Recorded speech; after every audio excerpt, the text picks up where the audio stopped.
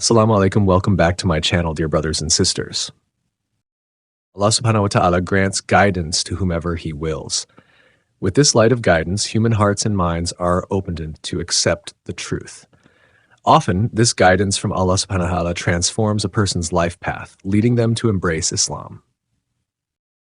That was the experience of Kaiji Kadir Wada, a Muslim community activist in Japan. He never imagined that he would one day embrace Islam. This is because the 27-year-old man grew up in an environment that was largely indifferent to faith or secular in nature. In fact, both of his parents were inclined to be skeptical about religions, including Islam. According to him, they were often influenced by media reports that discredited the religion, especially after the 9/11 events that shook the world. Another incident that heightened public attention in Japan toward extremism was when several Japanese citizens were taken hostage by ISIS. Japanese media was very intense in reporting about ISIS and affiliating it with Islam. However, that was simply because its members happened to claim they were Muslim. In reality, what I saw in the media and what I encountered in person were vastly different, he said. Kaiji spent his childhood and teenage years in the city where he was born. He successfully completed high school and then continued his studies at a university. While at university, Kaiji was active not only in his classes, but also in various student activities. He later participated in a selection process for a student exchange program outside Japan. When the results were announced, his name was listed as one of the selected participants. He was assigned to Brunei Darussalam. Before departing, Kaiji sought to expand his knowledge about the Southeast Asian country. The kingdom, located in northern Borneo, has a predominantly Muslim population, unlike Japan, where Muslims live as a minority. In 2015, Kaiji was sent to Bandar Seri Begawan, Brunei. Upon his arrival at the local airport, he was greeted by a couple who would become his foster parents during his stay in the country. According to him, the people of Brunei are very friendly and kind. At the university where he studied, Kaiji never felt lonely or isolated. He also made many friends among the local students. One thing that impressed him greatly was their way of life. Islam was an inseparable part of their daily routines. At that time, Kaiji realized that the religion has a ritual of praying at least 5 times a day. The time for prayer is marked by the call to prayer known as the azan. He then asked some of his friends about this phenomenon of prayer. In Brunei, I truly understood and became familiar with the teachings of Islam. My friends there were always enthusiastic in answering my questions about Islam. We had casual conversations. At that time, I did not yet have any personal interest in embracing Islam, he said. Although living in a Muslim community, the teachings of Islam did not have a significant influence on Kaiji at that time.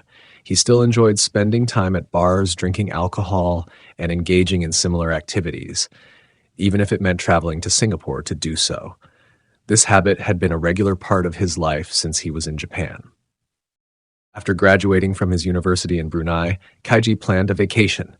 In Singapore, he enjoyed himself with some friends to celebrate his success. Afterward, he returned to his home country to look for a job. Kaiji went through his days as usual. In the morning, he prepared for work, spent hours at the office, and then returned home to rest. However, eventually, he began to feel empty. There was a sense of emptiness in his heart that needed to be filled. During his free time, Kaiji began to reflect on his life up until that point. One existential question kept lingering in his mind: what is the purpose of his life? What is the true purpose of human existence? I began to worry. Questions arose in my heart. What is the true purpose of my life, he said. Kaiji felt that he had fulfilled his responsibilities as an adult. He had gone through the stages of life, completing his education from elementary school to university. He had even become independent and was able to support himself. His income from work was more than enough to cover his daily needs. However, the anxiety about the essential meaning of life still lingered. Kaiji then remembered something a friend of his in Brunei, who was Muslim, had once said: "The Quran holds the answer to any question in life." Kaiji then made an effort to obtain the Holy Book of Islam. Since he could not read Arabic, he searched for a Japanese translation of the Quran. The copy he obtained also included a guide to the basic teachings of Islam. When he looked at the index, he was surprised to find an entry about the purpose of human life, related to Quran Surah Zariyat, verse 56. He immediately looked up the translation of that verse, which said, "I, Allah, have not created jinn and humans except that they may worship me." According to Kaiji, his heart and mind felt at peace after reading that text. All the answers I was looking for were in the Quran, and then I started to practice what I learned from the Quran, even though I had not yet declared the Shahada, he said. From that moment on, Kaiji felt called to study Islam. He began by reading through the translation of the Quran.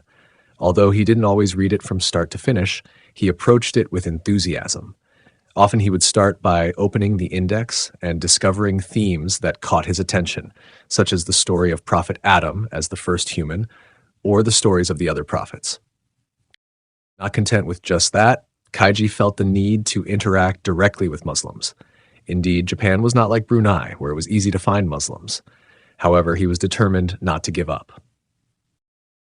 Based on his experience while staying in Brunei, Kaiji knew that Muslim men would gather at the mosque every Friday afternoon. They would perform the Friday prayer, which was followed by a short sermon. So every Friday, he made it a habit to visit the Tokyo Kami Mosque in the capital. His goal was to witness firsthand the atmosphere of the Friday prayers there. He was also hopeful that there would be a public discussion in the afternoon for anyone, including non-Muslims, who wanted to learn more about Islam. For a year, Kaiji studied the basics of Islam. Initially, he was simply interested in getting to know the religion, but eventually the Japanese man desired to become a Muslim.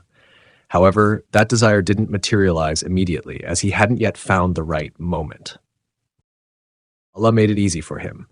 To his surprise, his boss at the office was Muslim. His boss then invited him to meet with an imam from the Tokyo Kami Mosque.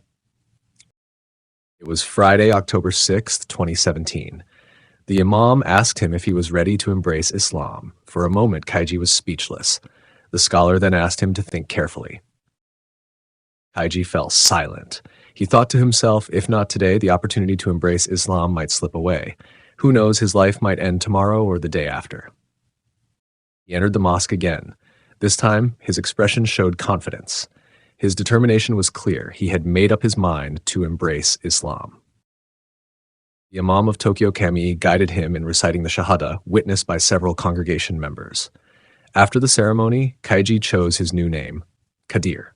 The Imam informed him that Kadir is derived from one of Allah's beautiful names, Al-Qadir. It means Allah is the All-Willed. With the name Kadir, Kaiji wanted to always remember that it was by Allah's will that he was guided and made it easy for him to receive his guidance. After embracing Islam, the changes in Kaiji became increasingly noticeable. He began to embody patience, calmness, and humility. He maintained these qualities even when faced with life's trials.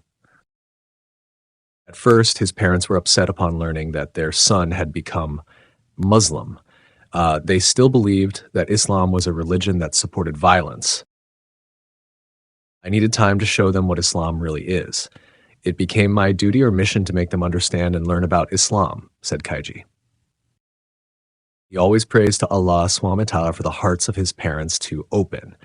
Gradually, his mother's attitude softened. Not only did she respect his decision to embrace Islam, but the woman he loved dearly also showed great care, such as sending him halal food. Currently, Kaiji is a happy husband. He feels grateful that Allah has brought him together with a woman from Bandung, West Java, who is now his wife. He admits that he always enjoys visiting and going through his routine in Indonesia. He has even spent several Ramadans in Indonesia. He feels immense joy experiencing the days of the holy month among the Muslim community. Unlike in Japan, work hours finish earlier during Ramadan in Indonesia. I can prepare for iftar and perform the Maghrib prayer in congregation. Of course, the atmosphere of Tarawih, Sahur, and the unique Ramadan worship in Indonesia is truly felt, he said. Thank you for watching. Don't forget to subscribe and share this video. Wassalamualaikum warahmatullahi wabarakatuh.